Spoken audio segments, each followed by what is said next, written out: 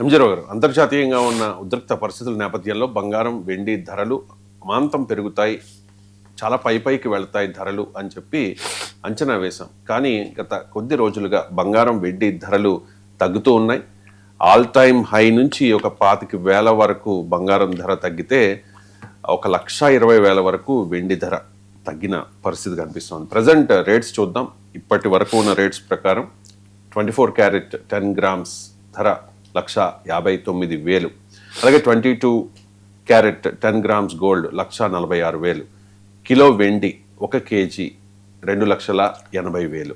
ఏంటి, ఎందుకు తగ్గుతూ ఉన్నాయి అంటే మీరు గత విశ్లేషణలో కూడా చెప్పారు, బంగారం 2 లక్షలకు చేరుకుంటుంది 10 గ్రామ్స్, అలాగే వెండి 5 లక్షలకు చేరుకుంటుంది 1 కిలో అని చెప్పి. కానీ ఇప్పుడు తగ్గుతూ ఉన్నాయి, ఏం చేయాలి? ఎస్ అండి, ఇప్పుడు ఇరాన్ అమెరికా యుద్ధం లేదా ఇరాన్ ఇజ్రాయెల్ యుద్ధం మొత్తం జియో పొలిటికల్ డిస్టర్బెన్స్ని ఒక పీకెస్ట్ స్టేజ్కి తీసుకెళ్ళిపోయింది అనమాట.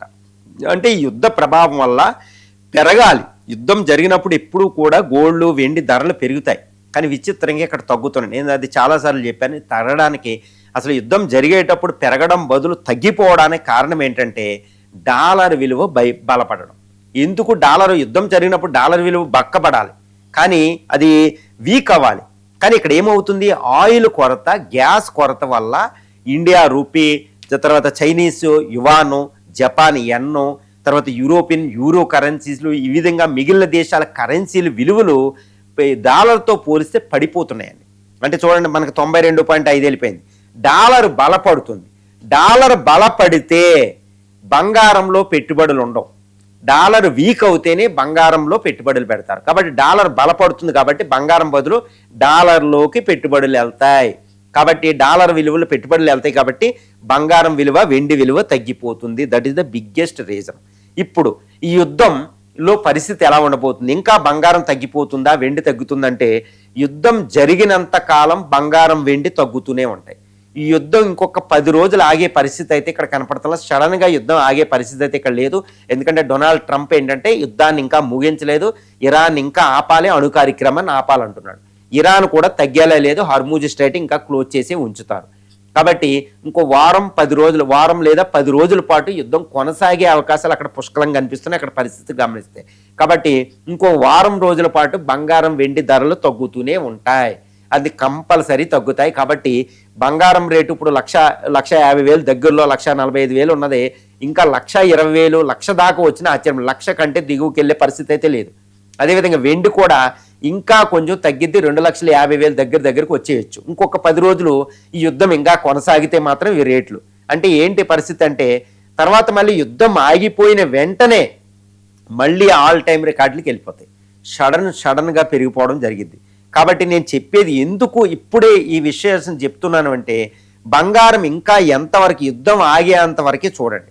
యుద్ధం ఆగిపోతుంది, యుద్ధం ఆగిపోయిందనే ప్రకటన రాగానే బంగారం రేటు పెరగడం మొదలవుద్ది. అప్పటి వరకు అంటే బంగారం అప్పటి వరకు ఎంతైతే తగ్గుతుందో ఆ రేటు దగ్గర కొనండి. వెండి ఏ రేటు దాకా తగ్గుతుందో ఆ రేటు కొనండి. అంటే జాగ్రత్తగా గమనించండి, డబ్బులు రెడీ చేసుకోండి, బంగారం వెండి కొనడానికి సిద్ధంగా పెట్టుకోండి. యుద్ధం ఆగింది అనగానే ఆ రేటు ఎంత ఉంటుందో అంత తక్కువే ఉంటుంది. కాబట్టి ఇప్పుడు రేటు కంటే కొనేయటమే. అంటే 1,20,000 దగ్గర, 1,00,000 దగ్గర బంగారం, తర్వాత 2,50,000 2,40,000 దగ్గర వెండో ఉండొచ్చు 10 రోజులు యుద్ధం జరిగితే. ఆ రేటు దగ్గర కొనండి. లేకపోతే యుద్ధం 2 రోజులు ఆగిపోయింది అనుకోండి, ఇప్పుడు రేట్లో కొనండి. ఎందుకంటే యుద్ధం ఒక్కసారి ఆగిపోతే మళ్ళీ బంగారం వెండి ఆల్ టైమ్ రికార్డులకు వెళ్ళిపోతుంది. అసలు మన సుమారులో దాన్ని చూడాలంటే భయపడే రేటు మనం చూసాం ఆల్రెడీ, బంగారం వెండి ఎలా వెళ్ళిపోయినాయో. మళ్ళీ ఆ రేటుకి వెళ్ళిపోతాయి. ఎందుకంటే యుద్ధం అవ్వగానే డాలర్ విలువ పడిపోతుంది.